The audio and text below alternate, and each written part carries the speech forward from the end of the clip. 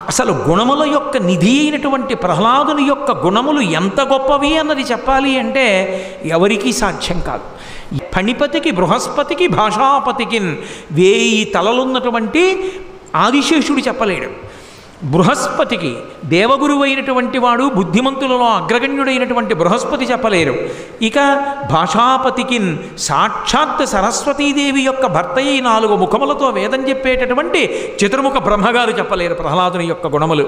అన్ని గుణములు కలిగినటువంటి వాడు మహానుభావుడు. పుట్టుకతోటువంటి గుణములు అబ్బే, స్వభావంగా గుణాలు వచ్చాయి. గుణములు సాధన చేత వస్తాయి, సంపర్కం చేత వస్తాయి, శాస్త్ర పరిశీలనం చేత వస్తాయి. కానీ ప్రహ్లాదుడికి పుట్టుకతో వచ్చాయి ఆ గుణాలు. ఆయన తనయందు అఖిల భూతములందు నొకభంగి సమహితత్వంబున బరగువాడు. ఎప్పుడూ ఒక్కటే ఆలోచిస్తాట, ఇది నాకు జరిగితే అదొకటే పరీక్ష. ఒక ప్రాణిని చెనకే ముందు అలా నన్ను చెనకితే నాకే బాధ కలుగుతుంది, కాబట్టి చెనకను. ఈ మాట నన్నంటే కాబట్టి అనను. అది నాకు పెడితే కాబట్టి వాళ్ళకి పెట్టను. ఇది ఎప్పుడూ పరీక్షించుకుంటూ ఉంటాడు. ఇది వచ్చింది, పుట్టుకతో వచ్చింది ఆయనకి.